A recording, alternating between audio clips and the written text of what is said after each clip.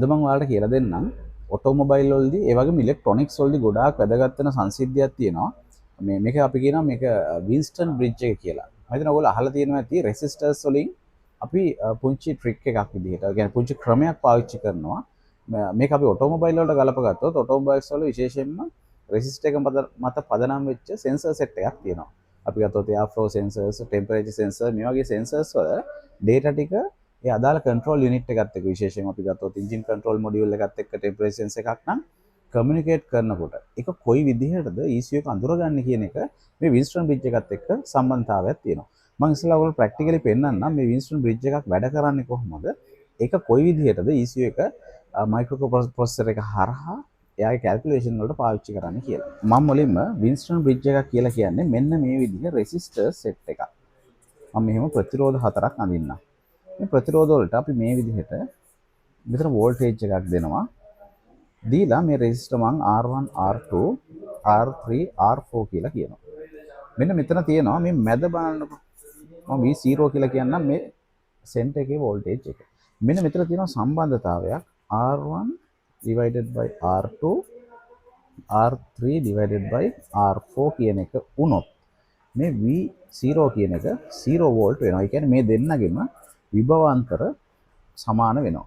මෙතන I කියන ධාරාවක් ආවොත් මේක අපි ගමු I1 මේක I2 කියලා ආවොත් මෙතන ඔයගොල්ලෝ දන්නවා IR කියන එකෙන් තමයි මෙතන වෝල්ටේජ් ඩ්‍රොප් එකක් වෙන්නේ. I1 R1 කියන එකෙන් මෙතන I2 R3 කියන එකෙන් වෝල්ටේජ් ඩ්‍රොප් එකක් වෙනවා. මේ වෝල්ටේජ් ඩ්‍රොප් දෙක ආවට පස්සේ මෙතන හැදෙන වෝල්ටේජ් දෙකම සමාන වෙනවා. ඒක නිසා මෙතන වෝල්ටේජ් ඩිෆරන්ස් එකක් පෙන්වන්නේ නැහැ. ඉතින් මේක ප්‍රැක්ටිකලි ඇත්තට මේ විදිහේ වෙනවද කියලා අපි ඉස්සෙල්ලා බලමු. චූටි පොඩි ටෙස්ට් මොඩියුල් එක මම රෙසිස්ටර් හතරක් දාලා මම පොඩි එකක් නිකන් හදලා තියෙනවා. ඔයාලට පෙන්නන්නකෝ මෙන්න මේක. මේක ගමුකෝ අපි ඉස්සෙල්ලා. මෙතන තියෙන්නේ සමාන ප්‍රතිරෝධ හතරක්.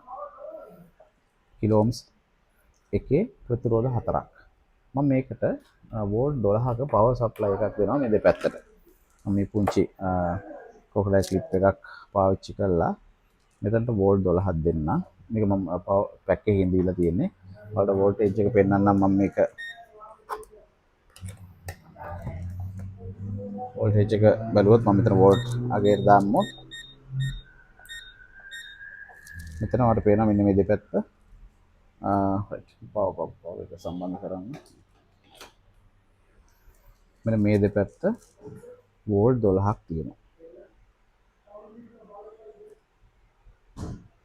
ප්‍රශ්න තමයි මෙහෙට මෙතන 12 වෝල්ට් එකක් එනවා මෙන්න මේ දෙන්නට. හරිද?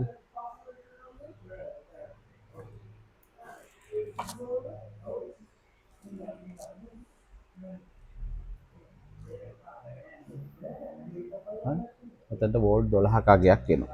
ඒතර මෙන්න මේ දෙපැත්ත තමයි අපි දැන් කතා කරන්නේ. මම මෙන්න මේ නෝඩ් එකටයි මේකටයි කියලා බැලුවොත් ඔයා බලන්න වෝල්ටේජ් ඩිෆරන්ස් එක. වෝල්ටේජ් ඩිෆරන්ස් එකක් නැහැ. ඒ කියන්නේ මෙන්න මේ දෙන්නගේ අනුපාත සමාන නිසා වෝල්ටේජ් ඩිෆරන්ස් එකක් හැදෙන්නේ නැහැ. මම ඒ වගේම තව එකක් හදලා තියෙනවා. මම ඒක පෙන්නන්නම් මෙන්න මේ යුනිට් එකේ අසමානතාවයක් තියෙන එකක්. කලවලා මෙන්න මේකෙදි මම අරන් තියෙනවා මෙතන 10k දෙකක් සහ 560k එකකුයි 10k එකකුයි. මේකේ සුපුරුදු ලෙසම අර විදිහට මෙතන දෙපැත්තට කරන්ට් එක දෙනවා. දීලා බලමු මෙතන වෝල්ටේජ් එක 12 ඇවිල්ලා තියෙනවද කියලා. අතන 12 තියෙනවා. මේ දෙපැත්ත බැලුවොත් දැන් ඔයාලට පේනවා වෝල්ට් 5.7ක් පෙන්නනවා. ඒ කියන්නේ දැන් මේ විදිහට කරොත් මෙතන වෝල්ටේජ් එකක් හට ගන්නවා. දැන් මේ රෙසිස්ටර් වල තියෙන දේ තමයි දැන් මේ රෙසිස්ටර් හතරනේ තියෙන්නේ. මේකේ දැන් මම මේ පෙන්වන අසමාන රෙසිස්ටර් එක. දැන් මේ වගේ මෙන්න මේ රෙසිස්ටර් එක වෙනුවට හයි කරනවා ටෙම්පරේචර් සෙන්සර් එක, එනම් එයාර් ෆ්ලෝ සෙන්සර් එක, මේ වගේ සෙන්සර් එකක් මෙන්න මේ රෙසිස්ටර් එක වෙනුවට හයි කරනවා. ඒතර මේ සිස්ටම් එක ඇතුලේ සම්පූර්ණ මේ යුනිට් එකම ECM එක ඇතුලේ තමයි තියෙන්නේ. ඒතර මෙතන මේ වෝල්ටේජ් ඩිෆරන්ස් එක තමයි මයික්‍රෝ කන්ට්‍රෝලර් එකට අඳුර ගන්න පුළුවන්. ඒක වෝල්ටේජ් එක කොච්චර මෙතන ඇනලොග් වෝල්ටේජ් එකක් විදිහට හැදෙන්නේ. මේක ඩිජිටල් වෝල්ටේජ් එකක් විදිහට කන්වර්ට් කරලා MCU එකට පුළුවන් අඳුර ගන්න මේ වෝල්ටේජ් එක වෙනස් වෙන්නේ මේ ප්‍රතිරෝධය කොච්චරක් වෙනස් වෙන ඉන්නද කියලා. හරිද? ඉතින් සාමාන්‍ය මේක මූලිකවම මේ වින්ස්ටන් කියන ක්‍රමයේ ආවේ ප්‍රතිරෝධයක් අඳුර ගන්න. කියන්නේ දන්නේ නැති ප්‍රතිරෝධයක වැලියු එක හොයාගන්න තමයි මේක ආවේ. ඉතින් මේක පාවිච්චි කරනවා දැන් ඔටෝමොබයිල් වල මෙතන තියෙන වෝල්ටේජ් එක වෙනස් වෙන ප්‍රමාණය බලලා.